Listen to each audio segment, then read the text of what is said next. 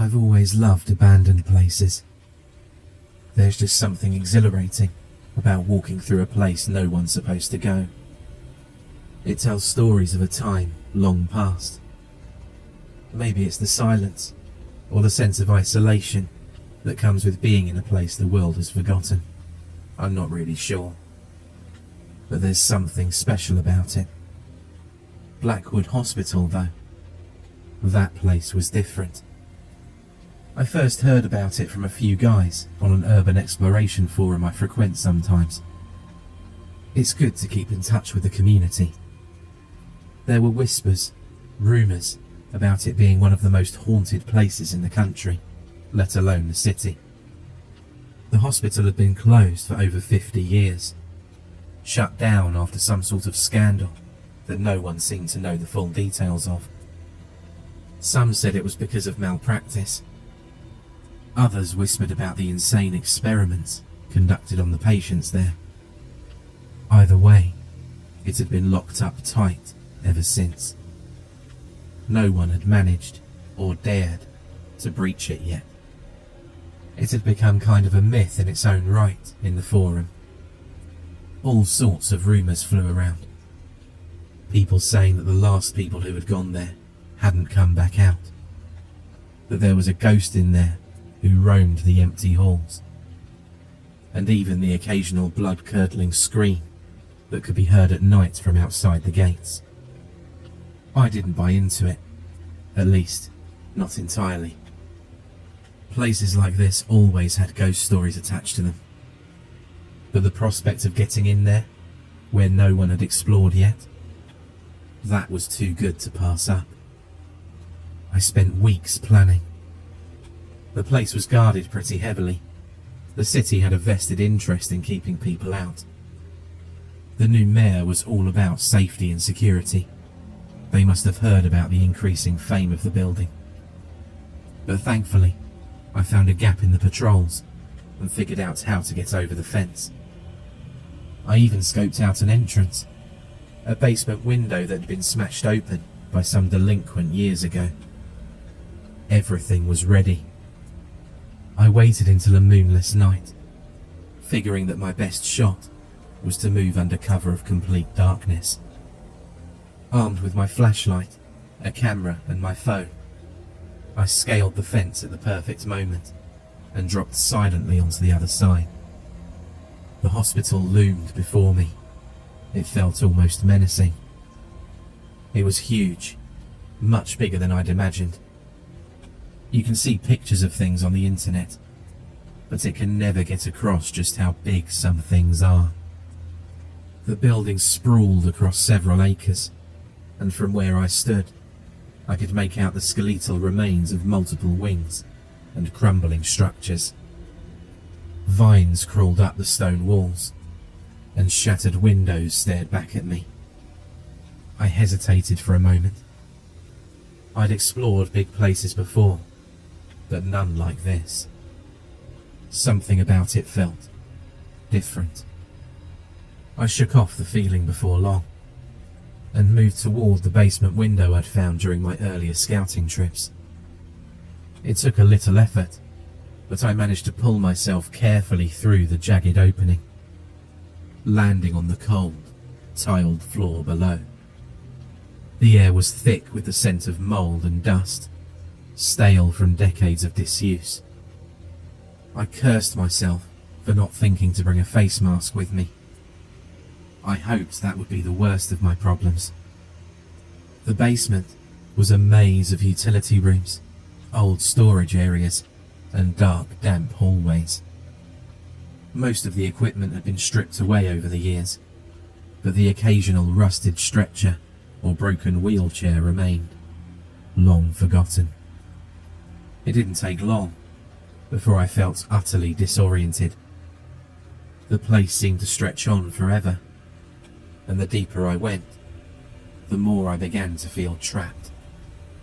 As I continued walking through a narrow corridor, I was careful to avoid the broken glass scattered on the floor as much as possible. The crunching of my feet echoed off the walls. I was just about to cross the threshold into a larger room at the end of the hallway when I heard a piercing squeaking noise fill the air. Reflexively, I span around on the ball of my foot to look behind me.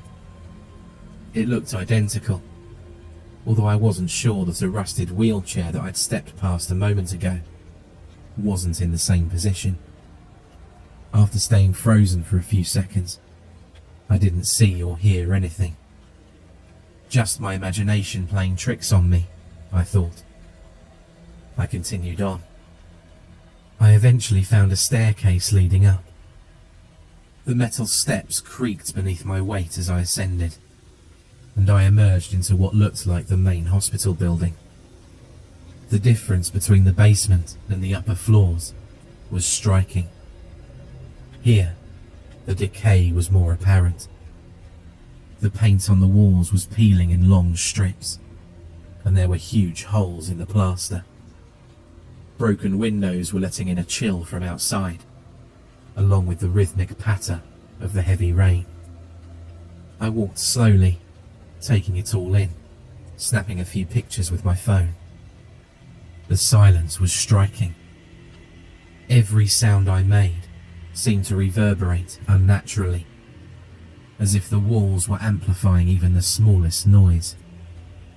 After a short while of walking around in awe, I found what appeared to be an old nurse's station, with overturned chairs and scattered papers littering the floor.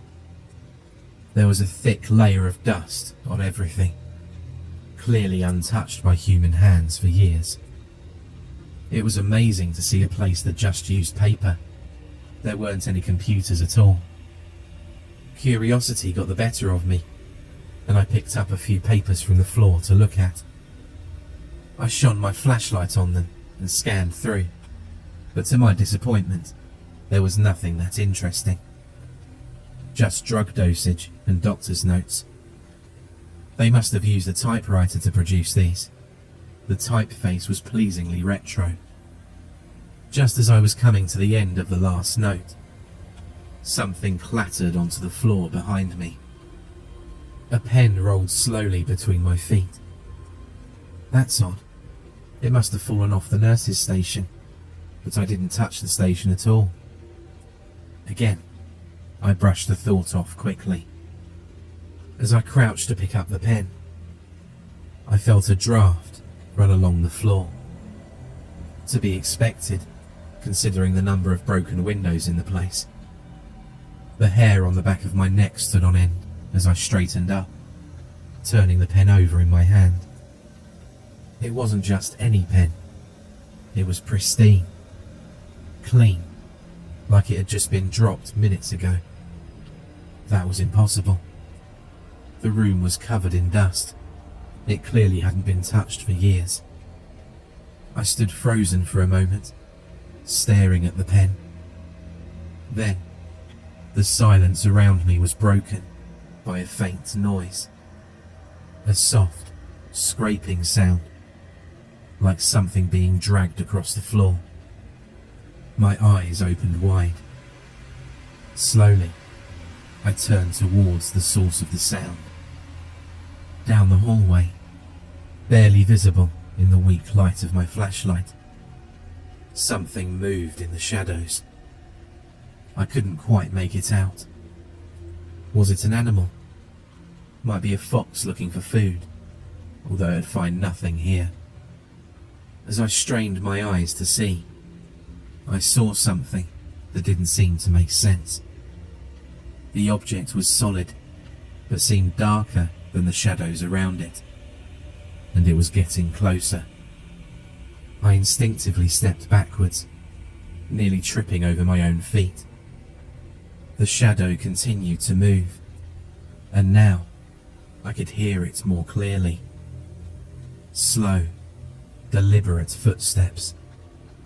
The soft drag of something heavy along the floor. I ducked down behind the nurse's station, hoping that they hadn't seen me. Someone must have had the same idea as me. Just my luck for this to happen. I waited with bated breath to to see if they were heading in my direction. But the footsteps didn't stop. They grew louder. Panic set in. I didn't dare move. One other thought popped into my head. Could it be the police? Possible. I didn't want to stick around to find out. The footsteps stopped abruptly, and the silence returned. This silence had a weight to it though. I couldn't hear the rain anymore. Couldn't even hear my own breathing. It was like the world around me had gone still, like time itself had paused. And then, from the end of the hallway, a voice. It was soft at first, barely a whisper, but it sent a jolt of fear through my entire body. "Help me," the words echoed, bouncing off the walls, growing louder with each repetition. "Help me." I backed up, nearly tripping over a fallen chair as I tried to put distance between myself and whatever was down the hallway. My flashlight flickered again, plunging me into momentary darkness. And in that split second, I heard it. A loud, metallic crash, like something slamming into the wall. The light managed to flicker back on, and I saw it. A figure stood at the far end of the hallway, partially obscured by shadow. It was hunched over, its limbs long and twisted, its head cocked at an unnatural angle. The gown it wore was filthy, covered in dark stains that looked like dried blood. And then it moved. Not walking, jerking forward in quick, unnatural bursts, like its body was being pulled by invisible strings. Each movement was accompanied by a sickening crack, the sound of bones snapping and joints popping. "Help me," the voice said again, but this time it was right next to me. I screamed. Then, as if my legs were acting independently of me, I turned and ran. I sprinted down the hallway, the flashlight beam bobbing violently as I fled. I darted around a corner, slamming into the wall, but I didn't stop. I had to get out of here. My mind raced, trying to remember the way back to the basement, to the window I'd crawled through.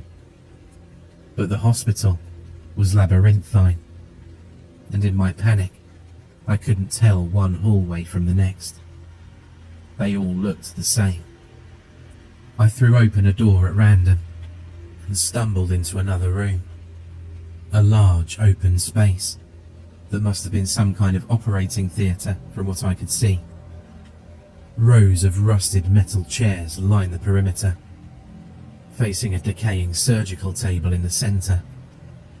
The walls were covered in old medical diagrams and faded posters. I ran to the far corner of the room, my back against the wall, the flashlight shaking in my hand as I pointed it toward the door. I was begging for it to keep walking past. The footsteps stopped just outside. I held my breath, every muscle in my body tense, waiting for whatever was out there to come through the door. I waited, and then nothing. I thought, hoped, that maybe, just maybe, it had lost track of me. Then, the door creaked open, just a few inches. I could barely make out the shape of the figure standing in the hallway, its shadow spilling into the room. It lingered there for a moment, unmoving, as if it were deciding whether to come inside. "Help me," the voice whispered again. But this time, it wasn't pleading. It was almost mocking. Suddenly, the door slammed shut with a deafening bang, and the room plunged into complete darkness.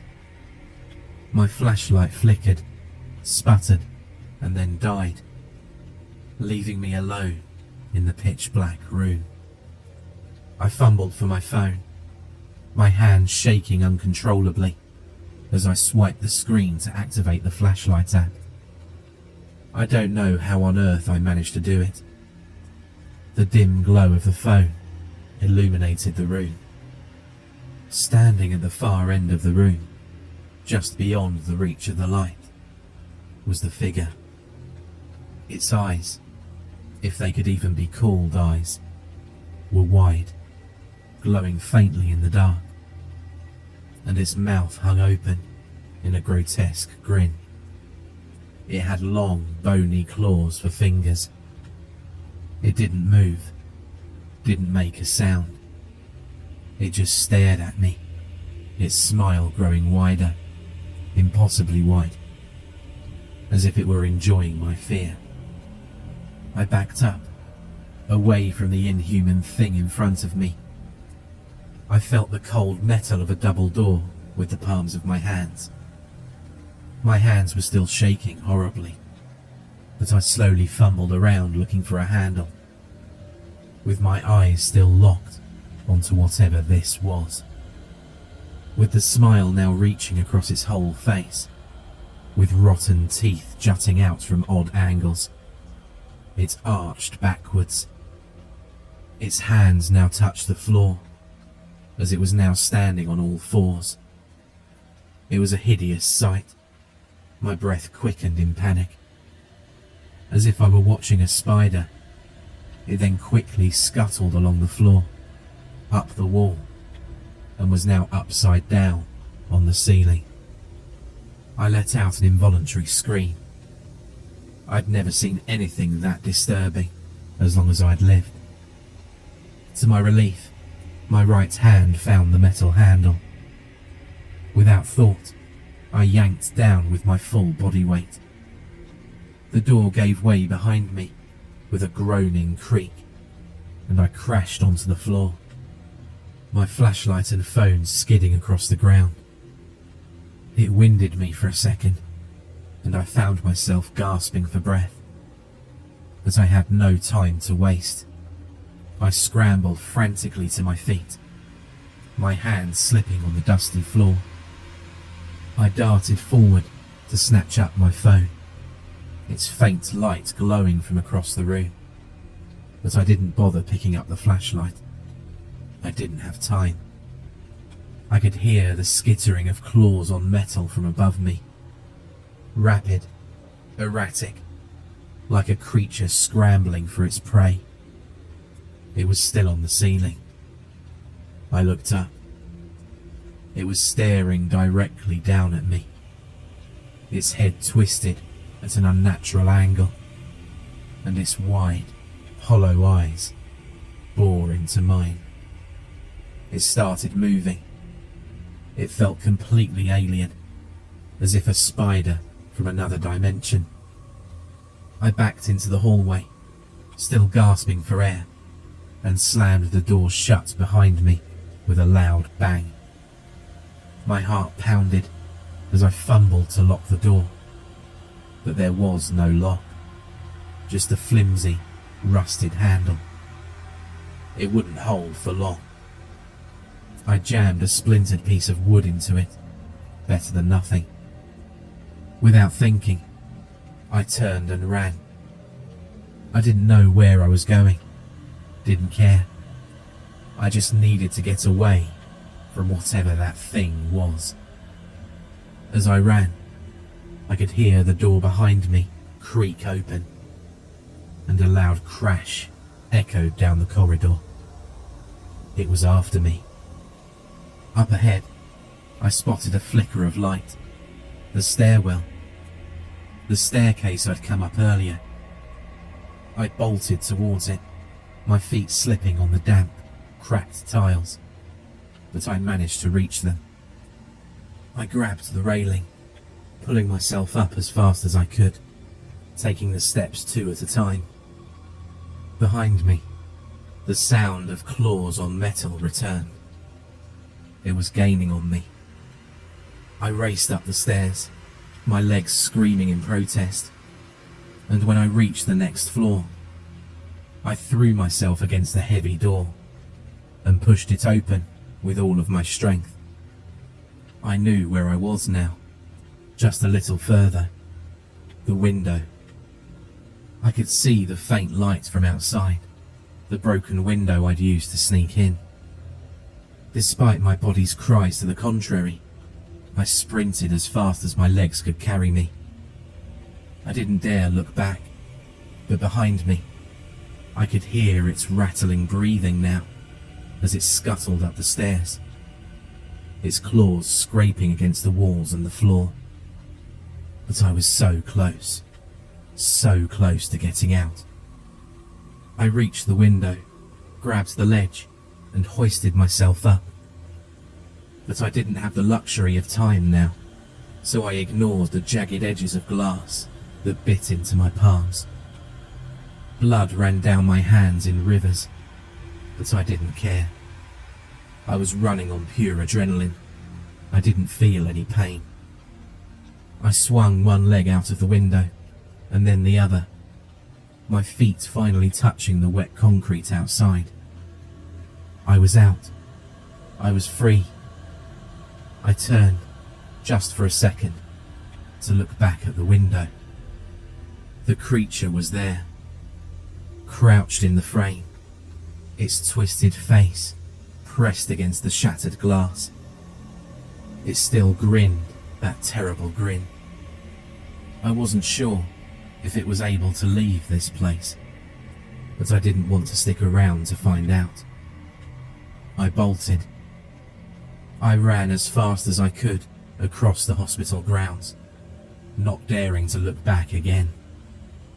I could hear the distant sound of the creature's laughter, low, rasping, and full of malice, echoing in my ears as I scrambled over the fence and collapsed onto the street. The rain poured down on me, but I didn't care. I was out. I was safe. I allowed myself a few moments to collect myself, but I struggled to my feet and staggered home. It was the longest 2-mile walk I've ever experienced. My body was racked with pain for the entirety, but I had to warn them. I had to warn everyone. Leaving bright red stains on the keys of my keyboard, I typed out a frantic post on the forum. Warning: do not enter Blackwood. I didn't type much, but I didn't need to. All I needed to say was, this thing lives here. Do not go inside. As I fell backwards, through the door in the operating theatre with my phone in hand. I must have taken a picture of the ceiling by accident before it flew out of my hand. There, blurry but visible, was the monster. Its eyes glowed, and a long black tongue could be seen lolling out of its wide grin. Most believed me. A few praised my photo editing skills and said that this was a good ghost story. Regardless, I didn't hear about anyone trying to enter the hospital again after that. I'd hoped that this was true. It was also possible that someone had not been so lucky as me. I guess I'd never know. By a stroke of luck, the building was scheduled for demolition just a few months after that night. The mayor wanted to make room for a new apartment block. I don't know what happened to that thing, but I prayed that whatever was buried beneath the rubble stayed buried. The day of the demolition arrived, and I watched from a safe distance. A crowd gathered around, eager to see the end of Blackwood Hospital. The walls crumbled, and with every blast, I felt a weight lifting off of my chest. The nightmare was over, or so I thought. As the dust settled, my phone buzzed in my pocket. I pulled it out, expecting another notification from the forum. But instead, there was a single message. No sender, no number, just 2 words. Help me.